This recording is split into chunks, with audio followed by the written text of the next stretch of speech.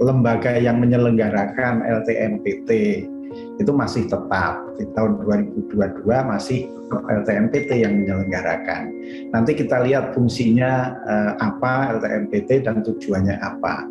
Kemudian yang jalur SNMPTN, baik itu PDSS maupun SNMPTN pendaftarannya itu masih tetap. Jadi nanti kita lihat bagaimana mengisi PDSS, kemudian termasuk adik-adik yang eligible nanti mendaftar SNMPTN-nya seperti apa, tapi prinsipnya masih sama dengan tahun 2021.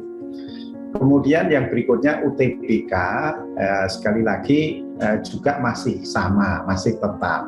Nah, jadi kita memiliki nanti pusat-pusat UTBK, adik-adik bisa mendaftar di lokasi terdekat, kira-kira seperti itu. Kemudian kalau dari jadwal UTBK-nya ya pasti sedikit berubah, artinya kita sesuaikan dengan tahun 2022 itu liburnya dan sebagainya, nanti kita lihat bersama.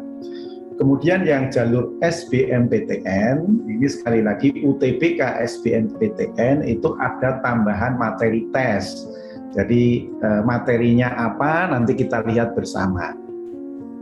Kemudian untuk adik-adik yang dari keluarga kurang mampu secara ekonomi itu juga KIP kuliah itu masih ada atau enggak? Masih, tapi nanti saya sampaikan yang mengelola KIP kuliah itu di unit mana, unit kerja mana di Kemdikbud. Kemudian yang berikutnya keikutsertaan PTKIN dan Politeknik itu di tahun 2022 masih tetap. Jadi artinya apa? Artinya adik-adik nanti itu bisa mendaftar entah itu di PTN, entah itu institut, universitas, politeknik, atau di PTKIN. Nah, secara umum kira-kira itu Ibu sekalian dan adik-adik yang saya hormati. Nah, sekarang kalau kita bicara satu persatu, kira-kira sebetulnya seperti apa, nah, itu bisa saya sampaikan sebagai berikut. Mohon maaf. Oke, sebentar.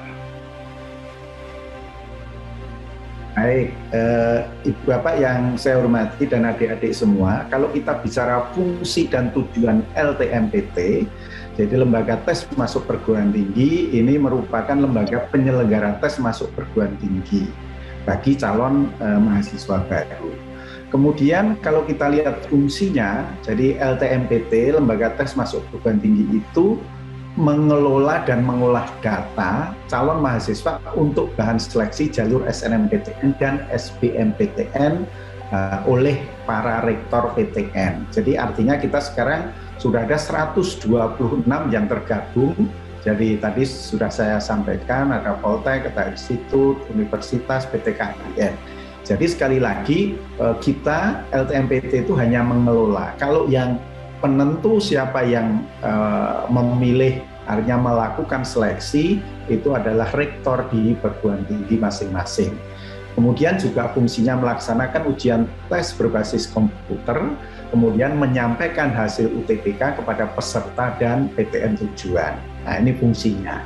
Sehingga kalau kita lihat tujuannya, sekali lagi, pertama kita melaksanakan tes masuk perguruan tinggi, yang dari tahun ke tahun saya kira kita selalu ada perbaikan-perbaikan yang menuju ke kredibel, adil, transparan, fleksibel, efisien, dan akuntabel.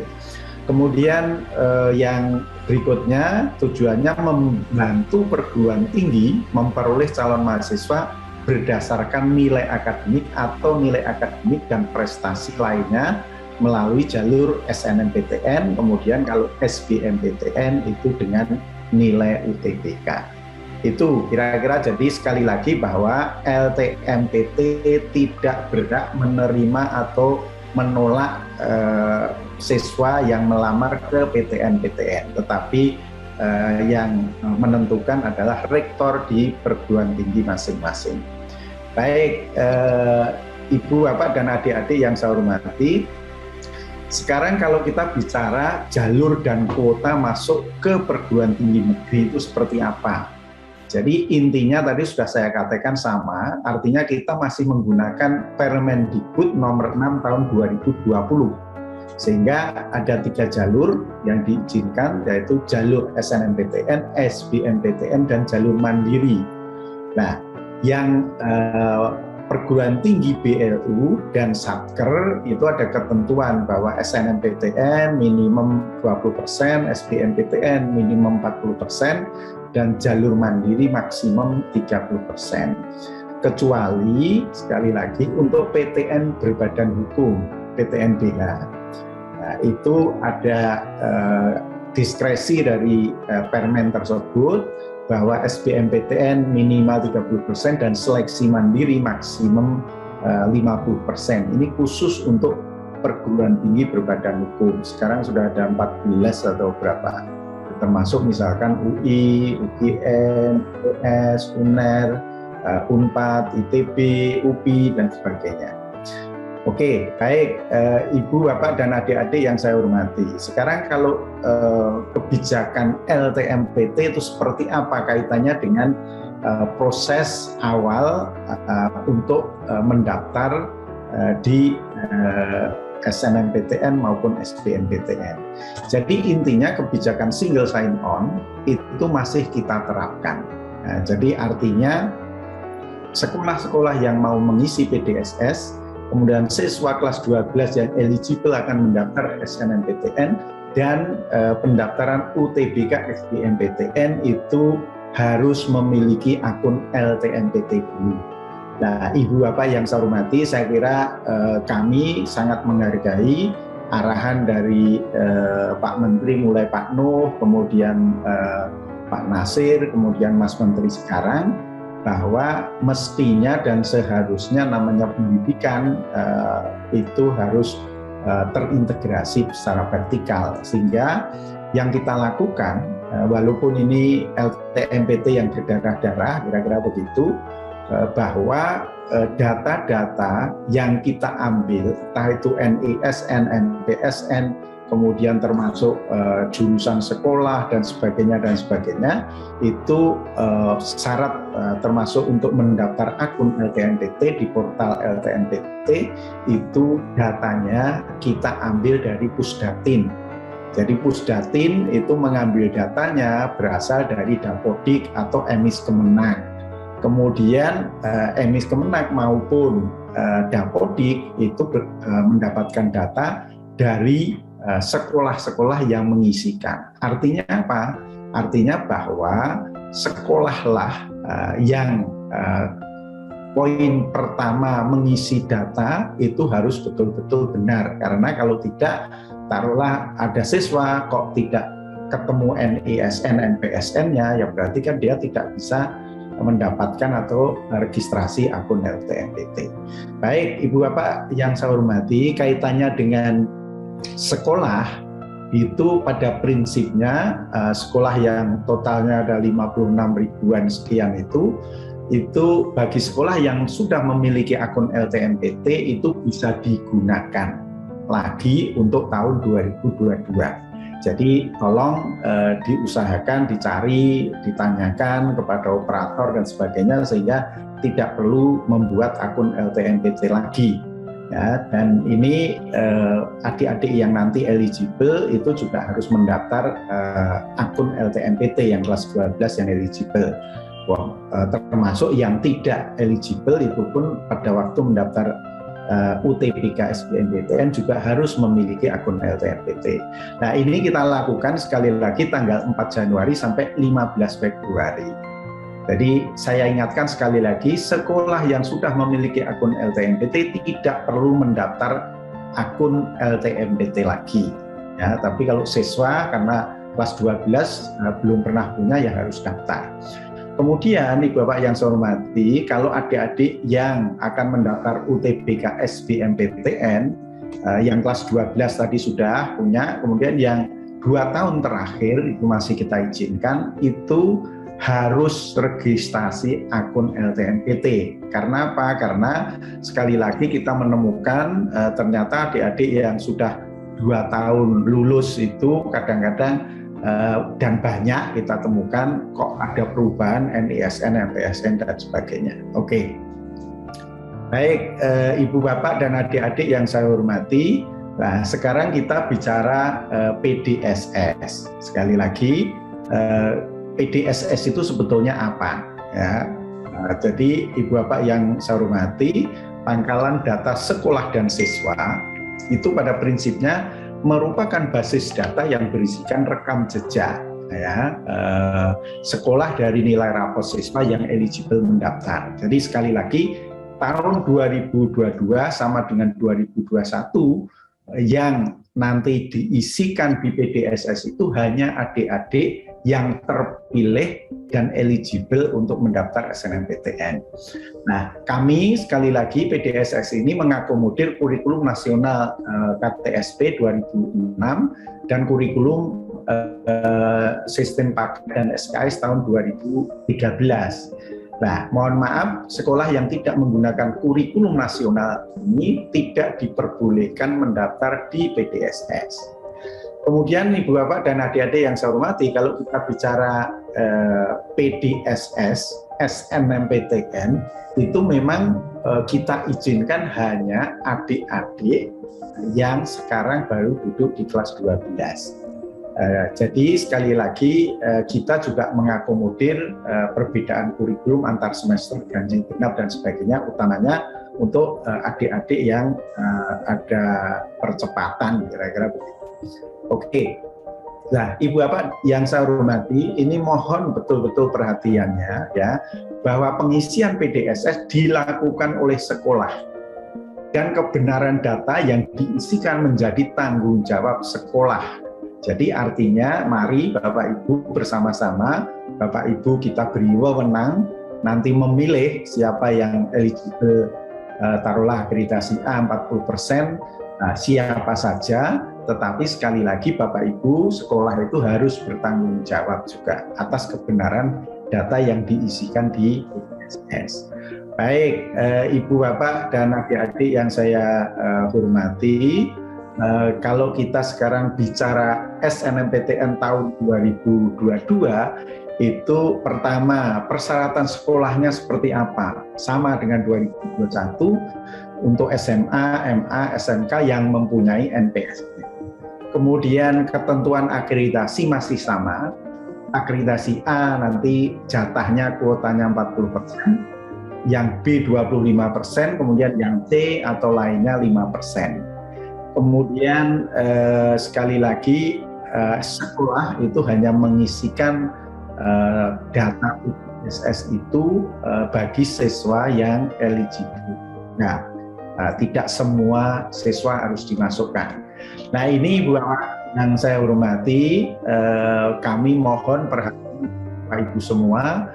Ini sudah tanggal 11, kira-kira tanggal 20 itu sudah akan kita cut off, baik itu akreditasi sekolah maupun jumlah siswa per jurusan, sehingga tanggal 28 Desember itu sudah akan kita umumkan kuota SNMPTN bagi masing-masing SLTA, jumlahnya ada 56.000, itu seperti apa. Nah, kalau kita bicara persyaratan peserta, jadi sekali lagi siswa yang ya, sekali lagi memiliki prestasi akademik dan memenuhi persyaratan yang ditentukan oleh PTN. Jadi PTN ada ketentuan misalkan dari pendidikan dokter harus memenuhi persyaratan tidak buta warna, tidak ada menerima IPA saja dan sebagainya, nanti tolong dilihat di perguruan tinggi tujuan. Kemudian yang penting memiliki NISN dan terdaftar di PDSS. Artinya apa? Adik-adik yang mau mendaftar SNMP datanya harus ada di PDSS dulu, sehingga tidak ada di situ berarti Anda tidak dinominasikan oleh sekolah bahwa Anda untuk mendaftar PDSS. Memiliki nilai raport semester 1 sampai 5, dan adik-adik yang akan mendaftar program studi seni itu nanti dimohon membuat portofolionya itu diunggah ya. Nah, akan ada penilaian portofolio. Baik, Ibu Bapak dan adik-adik yang saya banggakan, cara pilihan program studi ini sebetulnya masih sama. 2021, pada prinsipnya setiap siswa dapat memilih entah itu dari satu perguruan tinggi. Nah, misalkan adik-adik itu 2 program studi, satu harus berada di PTN sama dengan SLTA-nya asalnya. Misalkan SLTA-nya kalau memilih 2 program studi, UI semua atau UI ITB itu nggak boleh, salah satunya harus sama dengan sekolahnya. Jadi UNHAS. Kemudian ini ada catatan lintas minat, ini artinya kami wanti-wanti atau memberi pesan kepada adik-adik yang dari sosial, hanya IPS, itu jangan mengambil program studi IPA karena pengalaman yang sudah itu banyak yang gagal. Tapi kalau adik-adik yang terus terang dari prodi entah akuntansi, manajemen, komunikasi, hubungan internasional, itu banyak sekali yang dari IPA. Ibu, Bapak yang sekarang kalau kita bicara tahapan pendaftaran SNMPTN 22. Jadi pada prinsipnya ada sampai selesai nanti kita umumkan dan daftar ulang itu ada 12 tahap. Tapi intinya kita sekali lagi tanggal 28 Desember akan mengumumkan masing SLTA.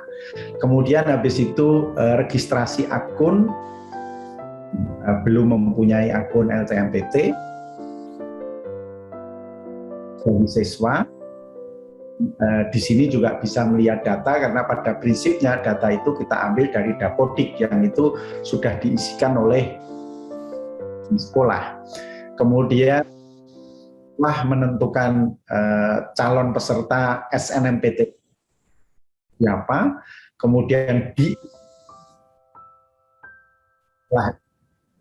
siswanya mendaftar SNMPT, ya, kemudian memilih program sudah sampaikan, bagi yang memilih program studi seni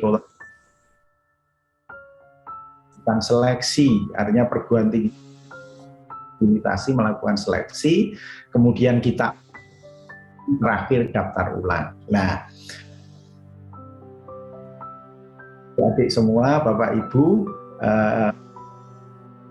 memilih program studi betul-betul yang disenangi. Satu ya sudah, milih satu saja nggak masalah, karena pilihan 2 kok tidak sama keluarnya kalau diterima akan daftar ulang, nah itu ceritanya. Artinya yang sudah diterima di jalur SNMPTN mendaftar UTBK SBMPTN, akibatnya apa? Akibatnya tidak memiliki nilai perguruan mensyaratkan diri itu harus mempunyai nilai UTBK, kan berarti sampai ke jalur mandiri aja tidak bisa. Itu berarti ya sudah mau mungkin ke swasta dan sebagainya. Bapak yang saya hormati, ini terutama Bapak Ibu Anwil maupun kepala sekolah dan lain sebagainya ya. Intinya bahwa pemeringkat sampaikan itu sepenuhnya sekolah harus bertanggung jawab. Ini ada permasalahan dengan orang tua wali. LMPT itu memberi guidance tentang ketentuan pemeringkatan siswa oleh sekolah. Jadi pemeringkatan siswa itu oleh sekolah pada sekali lagi agar itu gunakan saja mata pelajaran sebagai berikut. Jadi kalau ya mestinya matematik, bahasa Indonesia, bahasa Inggris, kimia, fisika, dan biologi. Ini yang di UN kan tahun 2006, ya kan? Matematik, bahasa Indonesia, bahasa Inggris, dan geografi, jurusan bahasa, kemudian. Nah, hanya begini buat sekalian. Pertama, kalau misalnya taruhlah kelas IPA 100 orang, akreditasi A 40. Nah, untuk memilih 40 itu ternyata urutan nilainya sama persis. Nah, itu bagaimana? Ya silahkan Bapak Ibu untuk melakukan penambahan kriteria yang itu akhirnya bisa didapat 40 orang sesuai dengan jatahnya. Ya, lebih baik mungkin harus disepakati, termasuk kalau di yang favorit itu yang saya tahu termasuk eligibilitas dan sebagainya itu ngundang orang tua wali menentukan bersama, kira-kira seperti itu, takut jadinya. Oke, jadi itu kemudian kami terus terang nanti di tanggal 20 akan itu terus terang kami akan menghitung yang menguntungkan untuk Bapak Ibu semuanya. Jadi artinya gini, kalau misalkan 40% itu kok cuma berapa, bisa kalau diputus seperti itu sehingga nanti ke atas kira-kira sehingga jatahnya tidak, kira-kira kemungkinannya seperti itu. Baik Ibu Bapak dan adik-adik yang saya banggakan, yang saya hormati, ini penting yang harus jadi kalau kita sekali lagi mulai dari pembuatan akun LTMPT itu sudah kita mulai di tanggal 4 sampai 15 Februari. Artinya 4 Januari itu sebentar, kemudian termasuk 28 kita sampaikan kuotanya, nanti ada masa sanggah kalau Bapak Ibu tidak dengan kuota yang kita launching. Kemudian Desember, kemudian kita launching kegiatan PMB ini sebetulnya bukan launching tapi pendaftaran pertama. Jadi pembukaan pendaftaran akun LTMPT itu di tanggal 4 Januari. Penetapan siswa eligible ini oleh sekolah dari 4 Januari sampai terakhirnya yang penting 8 Januari. Kemudian pengisian PDSS bagi siswa-siswa yang eligible oleh sekolah tadi mulai 8 Januari sampai 8 Februari. Kami mohon bantuan dan sedengan ada pilihan segera diisikan saja yang mendekati tanggal 8 Februari ya. PTN bagi adik-adik yang eligible syaratnya sudah mempunyai akun LTM tanggal 14 sampai 28 Februari ya. Kemudian pengumuman hasil SNMPTN itu dilakukan di tanggal 2022. Artinya bahwa bagi adik-adik yang SNMPTN di tanggal ini itu sudah mendapatkan tinggi akan kuliah. Ini yang nyoret-nyoret siapa ya Pak Bekti? Baik, saya lanjutkan. Bapak yang saya hormati, kalau kita bicara jika SBMPTN, ini adik-adik, ibu bapak yang saya hormati, kalau kita bicara UTBK tahu, nah jadi materi tesnya, jadi ada tambahan materi. Jadi ada tes potensi skolastik bahasa Inggris, kompetensi akademik, baik yang mengambil atau sosum. Kemudian metode tesnya masih sama dengan tahun kemarin dengan UTBK. Kemudian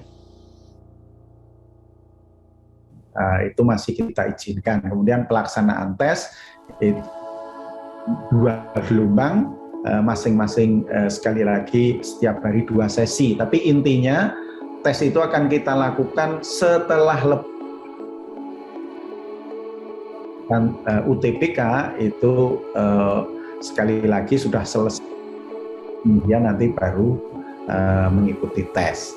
Kemudian yang penting lagi bahwa setiap peserta bukan mengikuti tes 1 kali, ya. Oke, kemudian hasil tes itu akan kita berikan kepada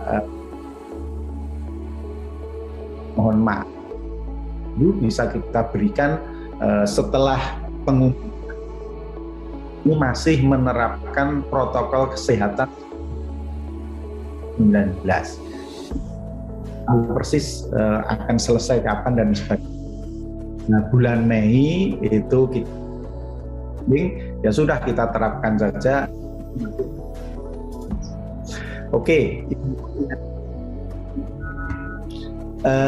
Kalau kita persyaratan peserta UTBK tahun 2000 itu intinya sebetulnya tahun 2021. Jadi adik-adik itu harus memiliki akun LTMPT. Itu wajib. Kalau sudah terlanjur pembuatan akun LTMPT, ya sudah, salam, berarti UTBK. Kemudian adik-adik kelas 12 ya, paket C masih kita izinkan, tetapi sekali lagi yang paket C itu per 1 Juli 2022 kok tidak bebas, Pak. Mohon maaf karena jumlah yang hanya 200 sekian ribu, kira-kira gitu. Kemudian adik-adik SLTA dan sederajat yang sudah lulus 2 tahun dan masih kita umurnya 25 tahun pada 22. Kemudian saya kira persyaratan peserta yang intinya tergantung, silahkan. Berarti kalau bahasa Inggris, TKA. Yang penting yang perlu saya sampaikan, hasil UTBK tahun 2022.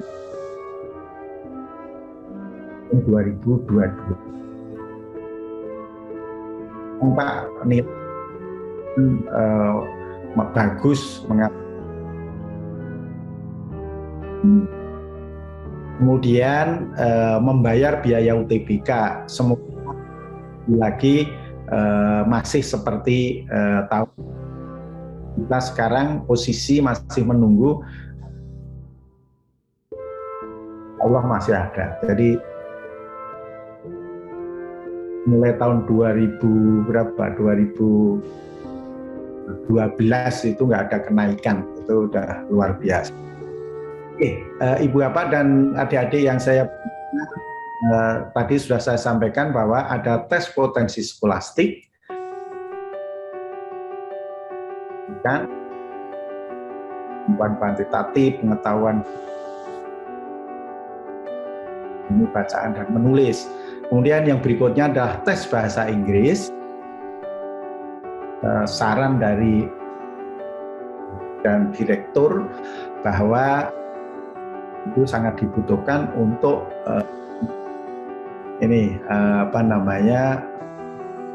suksesnya adik-adik studi tinggi, sehingga ada tes kemampuan bahasa Inggris, kemudian tes kompetensi akademik. Nah, pada prakteknya sebetulnya itu ada materi kemampuan memahami hal yang bahasa Inggris tahun ini. Komponen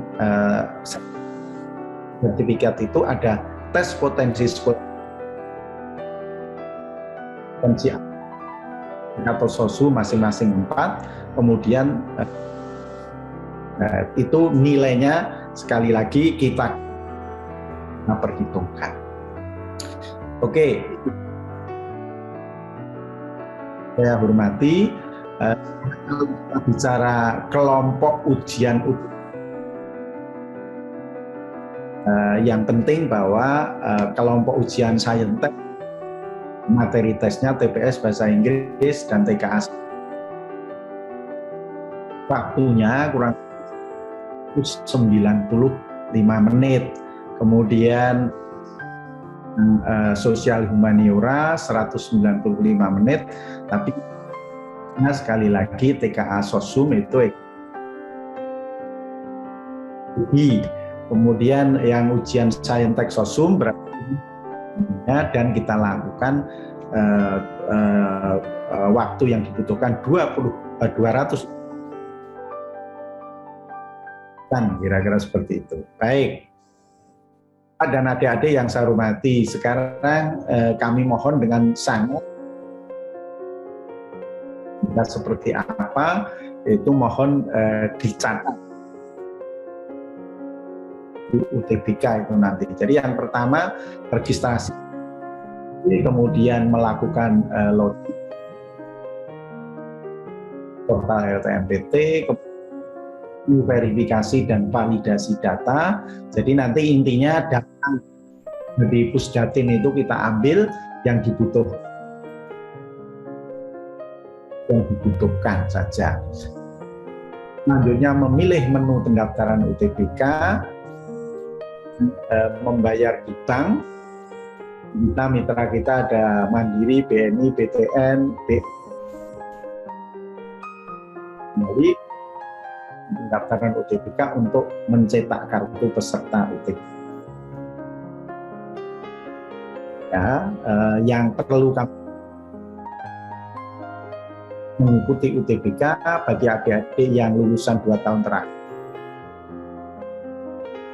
Kemudian adik-adik yang S12 itu yang penting membawa surat keterangan identitas pelajar dari sekolah, itu juga sudah cukup.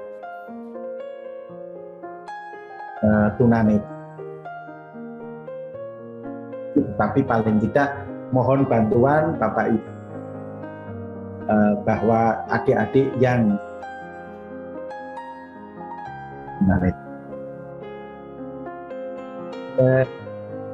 adik yang saya hormati, kalau kita bicara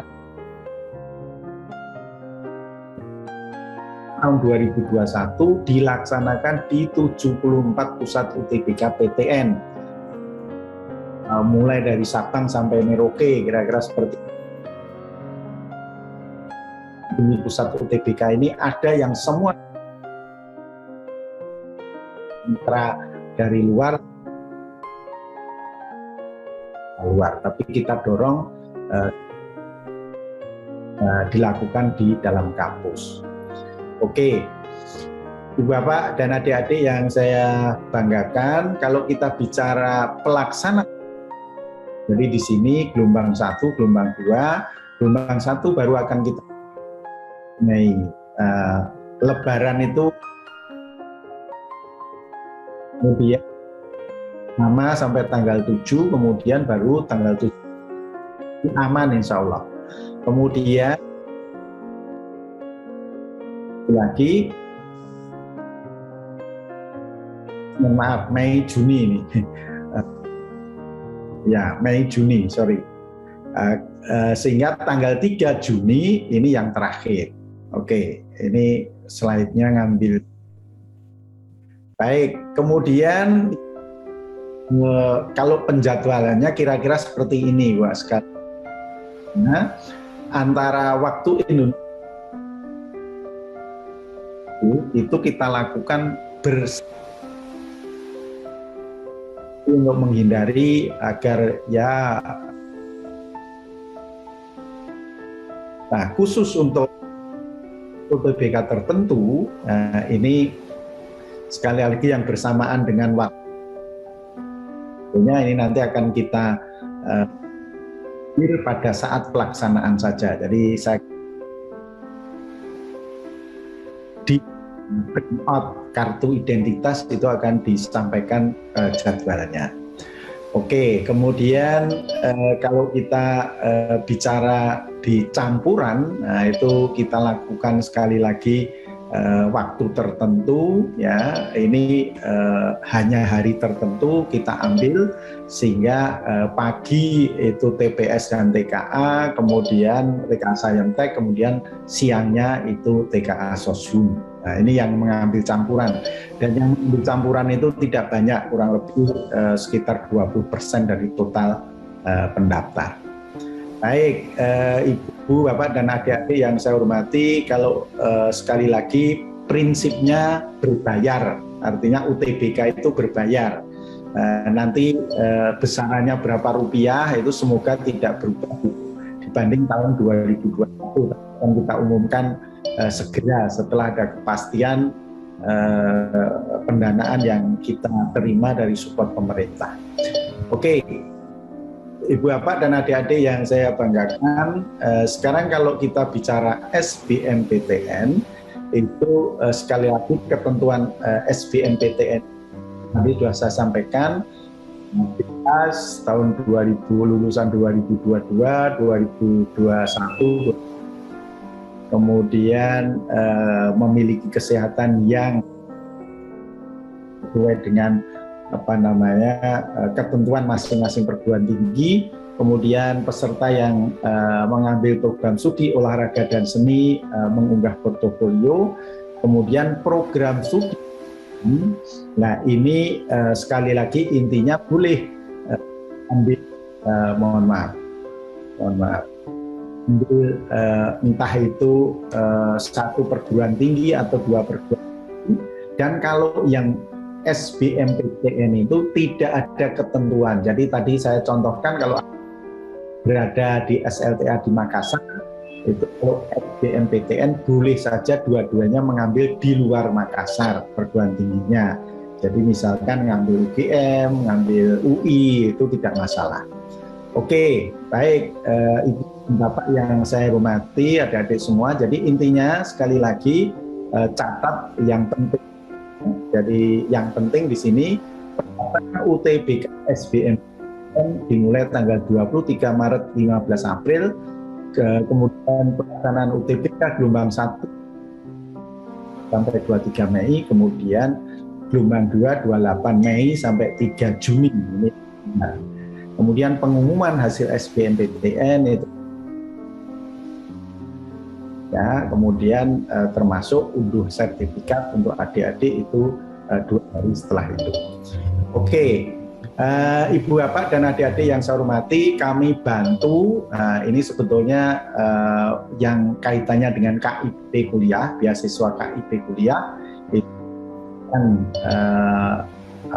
di LTMPT, tapi ada di Puslabdik. Jadi lagi siswa pendaftar dari keluarga kurang mampu secara ekonomi dapat mengajukan bantuan biaya pendidikan skema Kartu Indonesia Pintar Kuliah. Kemudian kemana? Kalau Ibu Bapak ingin mendapatkan informasi, kalau yang dari sekali lagi sekolah-sekolah di bawah Dikbud itu ada di Puslabdik. Jadi artinya Pusat Layanan Pembiayaan Pendidikan, ini webnya. Kemudian untuk adik-adik yang di bawah SLTA-nya Kemenak itu bisa mendapatkan informasi secara utuh di Kemenak. Baik, Ibu Bapak dan adik-adik yang saya hormati, saya kira intinya itu pesan terakhir saya adalah kami lembaga tes masuk perguruan tinggi, kami punya kantor ada di Gedung D lantai 2 Ristek, Jalan Pintu 1 Senayan, Jakarta Pusat. Kemudian kita punya website, kita punya Facebook, Instagram, dan sebagainya. Tetapi intinya kami mohon dengan sangat Bapak Ibu mendapatkan informasi dari sumber resmi LTMPT. Jadi saya sudah bicara dengan teman-teman, sekarang baik flyer maupun PPT ataupun informasi apapun itu sebaiknya kita beri barcode yang itu betul itu sumbernya asli dari LTMPT. Baik, Bu Iwi, saya kira ini yang bisa saya sampaikan.